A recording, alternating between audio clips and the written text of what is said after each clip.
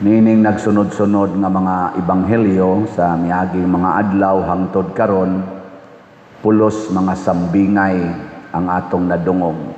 Niya ang sentro sa mga sambingay mao gyud na lahi gyud ang dautan kaysa maayo.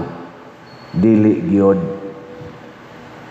sa sa matas Ginoo, dili gyud magsagol ang dautan nga tao ug ang maayong tao. Lingiyay mong tupad na makigsagol ka nako, na makigkuyog ka nako na unyaon sa may kalainan kanus aman mailhan ang dautan gikan sa maayo. Kay matud pa ni Jesus, hagpaton man ang dautan, labay padong skayo. Kwaon, labay padong skayo.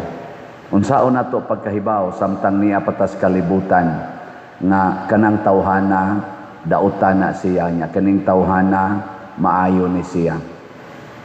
Unsa may sukdanan. Ha? Binuhatan. Anya, naman sa uban nga may kayo mo buhat og maayo sama ng panahon padong eleksyon. May kayo mo himo ay manghatag ang linya sang mga didto mga senior citizen, ana mo ra bagay unahon ang senior citizen. Kanang mga pobre nga way mga balay, tagaan dayog ayuda, mga batanon, himuan dayog basketbolan, pickleball, ana niya himuan dayog mga balay kunuhay katong mga pobre kaayo, tagaag mga sin, tagaag mga simento, pero iniglingkod na tala pangurakot, malita-malitang kwarta, kurakot, wa mo kabantay. Mao na siya. Biyon saon magyud pag-ila. Ang unang sukdanan sa taong buangon, harita maghisgot sa buangon. Ang taong buangon, kusog kay na siya manaot sa mga tao nga kontra niya. Manaot gid na siya. Basta di siya kauyon, iya ginang dauton. Kay dautan man siya. So ang iya ginang isulti, ang iyang pananaw, dautan sad. Muna kusog na siya manglibak, kusog siya magbutang-butang og istorya. Muna panahon ni Jesus, lahi gyud ang mga magtutudlo sa balaod kay kang Jesus. Kay si Jesus magsigi magingon, pasaylua ang mga sala, higugmaa ang kaaway, ana. Pero ang mga Pariseo, ang mga magtutudlo sa balaod, malayaw na, ilsalikway na, dautan na, sige ana. Kamong mga asawa, kung mangabit inyong bana, or kamong mga bana, mangabit inyong asawa, unsa inyong reaksyon? Masuko mo o mo pasaylo? Ug masuko ka, dautan ka. Dautan. Nga naman, kay ang imong dautan nga naa nimo ni gawas. Kay matud pa ni Kristo ang tinuod nga kahugaw sa tao naa sa sulod, was gawas. Nya kay nasuko man ka sa pagbuhat og sala sa imong isig katao. Dautan gid ka. Tanawa si Maria. Mama Mary ba? Tanawas Mama Mary. Unsa may nahitabo? Ang iyang anak gikulata, gibutang-butangan, gibugal-bugalan, gihubuan pa, gilansang pa sa cross, atubangan gid niya, nasuko day siya. Nihilak ra, pero wa masuko. Tanawa. Tanawa si Jesus. Jesus gibudhian ni Judas. Kahibaw gid siya nga si Judas mubudhi niya. Nasuko day si Jesus ni Judas. Mao na. Kay maayo man si Jesus. Kamong mga ginikanan, kung ang inyong anak tapulan kaayo, niya, porti pag yung badlunguna, niya, dako pa kay kaon, niya, hugawan pag yun, niya, bugo para bagyod. Ang saman, magyaw-yaw mo, masuko mo, dili. Dautan ka. So muna ha, muna'y unang timailhan. Kay ang liwat sa Ginoo, mao ang mga taong maayo. Diri sa unang pagbasa, niingon dayon si ang Ginoo ni Propeta Jeremias, adto adidto katong magbubuhat og kulon, kanang kon ba kanang patter, ang patter. Kung naa ko noy dili maayo kayong porma nga kon, gubon to sa maghimo og kulon nya, iya na sang masahon, iya na sang pormahon og bag-o na sad na kon. Murag iyang koreksyonan ba? Tanawa, kinaiya nas Ginoo nga bisan pag naatay mga kabuang, maningkamot gid siya nga iyatang i-renew, iyatang i-recreate. So ang buotan day nga tao mo recreate, ang buangon nga tao mo destroy. Bekin sa maroy buotan, Marcos Group o Duterte's Group? Secret. Kinsa maroy buotan dito sa impeachment court, ang prosecutor o ang mga defense group? Naminaw mo sa kanang kwan, ila impeachment? Tanawa. Ako, isulti lang nako ninyo ha. Si former senador, karon congresswoman Laila de Lima, na former sad nga DOJ secretary, kay bright kay na nga mao ginay ilang pambato nga lawyer sa prosecutor. Wa katiwas sa iyang introduction gahapon, kay gibadlong siya sa impeachment chair, ang kaning gitawag nato si judge sa may tawagan na ni Escudero, kanang sis Escudero, kanang head chair ba na siya sa judges sa impeachment court ba, siya mo'y kanang presiding judge. Presider. So siya mag-temper sa, mag-guide sa ilang pag-trial. Introduction pa lang ni Congresswoman Laila de Lima, gibadlong ngano man, kay di na allowed nga dunay himuon nga gitawag nila conclusion of law. Conclusion of law ba, kanang mo present kag ebidensya nya imo dayong i-convict ang accused. Kay ang prosecutor, ang ila pa na allegations pa ng ila, ang mo convict, ang mohimog conviction or conclusion ang husgado. Sila mo prosecute lang, mo presentar lang sila sa ebidensya. Unya aron kay mura maggigil kay bawo sagod ana si Laila de Lima, gigil man kay siya, inighisgot niya og amount, iya man dayong ingnon nga dunay anomalya, iya man dayong himuan og konklusyon nga kanang kriminal gitong aksyon sa VP presidente. Gibadlong wa patiwasa, pastang uwawa ana. Nga naman, akong nakita din nga naningkamot man gud sila nga mapin down ang vice presidente.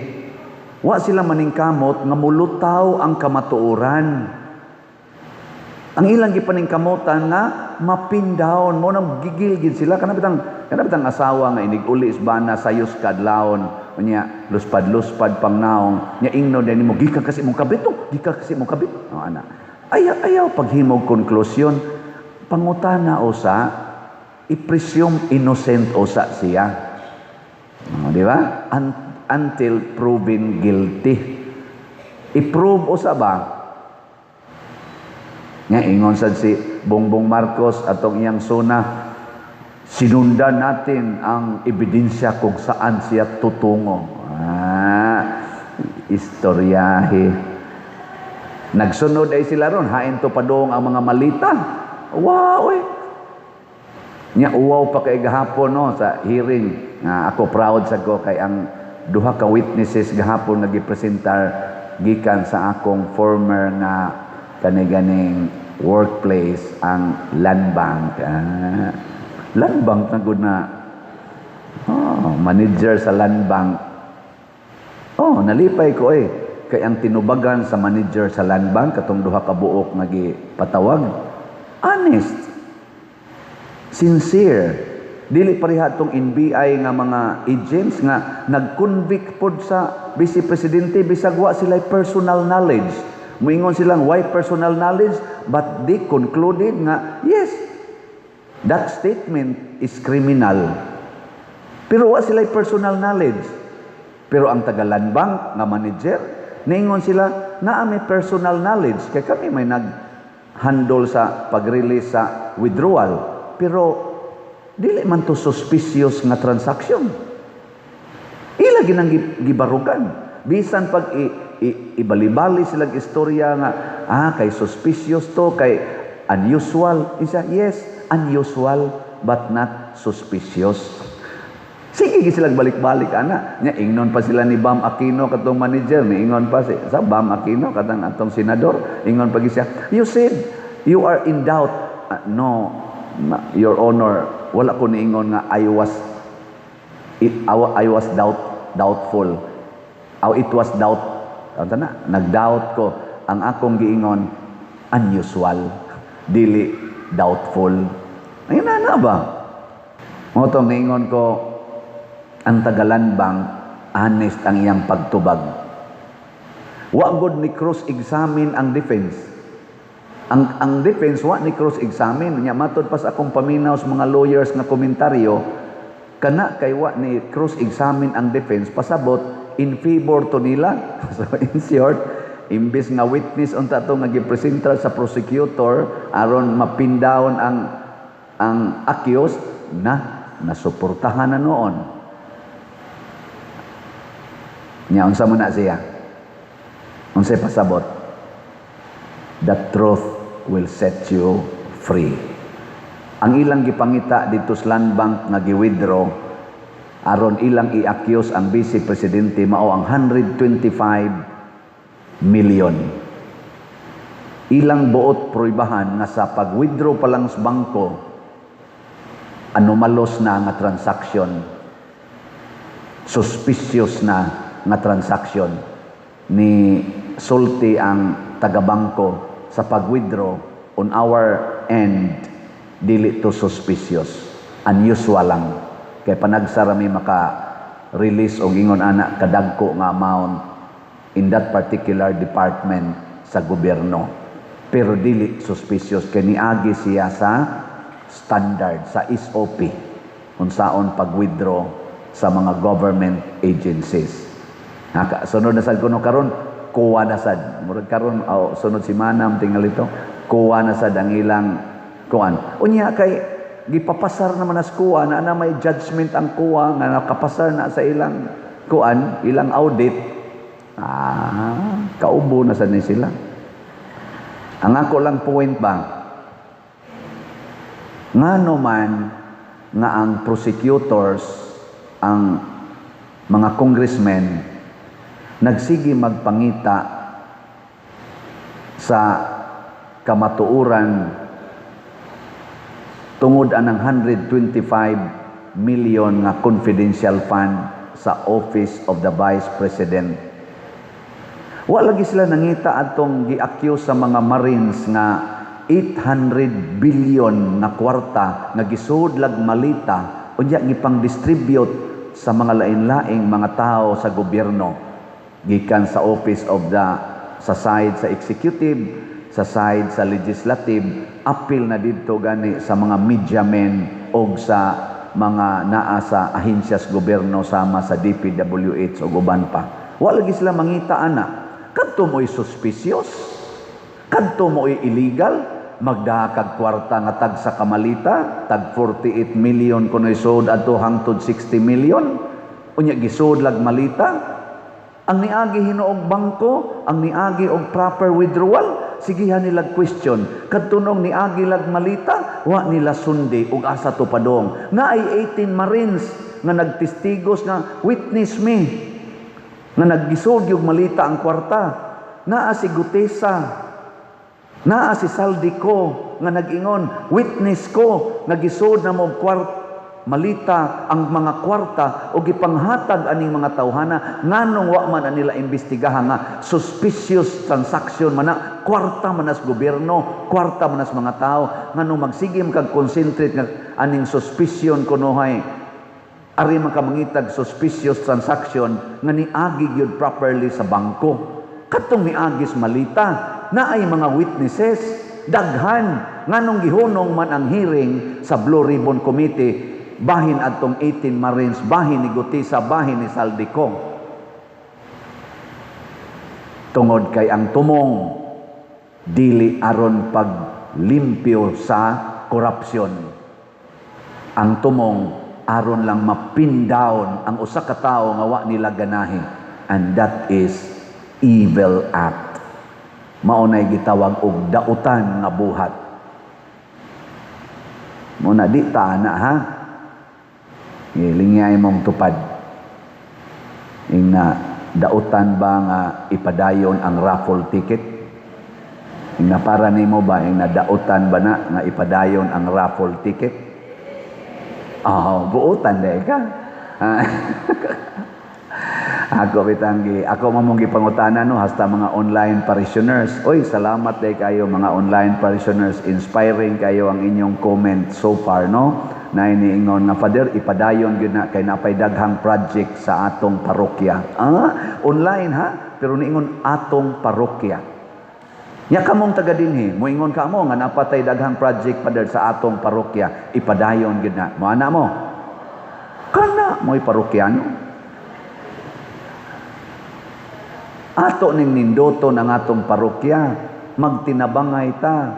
So ang atong raffle tickets magsugod tag pamaligya tingali karon or ikaron ban Domingo kaya mo pang change ang date tatakan pa man to siya unya kana ganing hangtod na sa December 8 ika December 8 mo'y atong raffle draw ato sa nang Christmas party sa parokya nga magkuanta sadya ta kun buhi pa mo ika December 8 nya pista pod na sa mahal nga Birhen Immaculate Conception nya ang atong segunda patrona dire Birhen man si mahal Mama Mary man sa Pilar so padayon pod ato sa nang i-celebrate so pamalit na mo ha nya mamaligya pagid ta og niining panahon na mas intensified pakusga nato ang atong pagbaligya nya ako kay daghan man kog mga invitasyon iampo lang sa ko ninyo ha. Mag-travel ra ba ko? Karon di ay ugma sa gabi mo travel ko adi pa day sa 31 30 naman no. O ugma sa gabi mo travel ko padong adto sa Compostela, Davao. Sana di Oro ba na? Compostela Valley. Salamat sa ilang mayor dito, si Mayor Levy. Giimbitar ko sa ilang festival o sa ilang foundation anniversary. Ako'y pamisahon ika-August 1 alas 7 buntag. Ambot makabalik pa ba ko din hing buhi? Okay ninyo makabalik ko din buhi? So kamo dihang taga Compostela Davao muanha diha ang Paris Praise sa Compostela Cebu.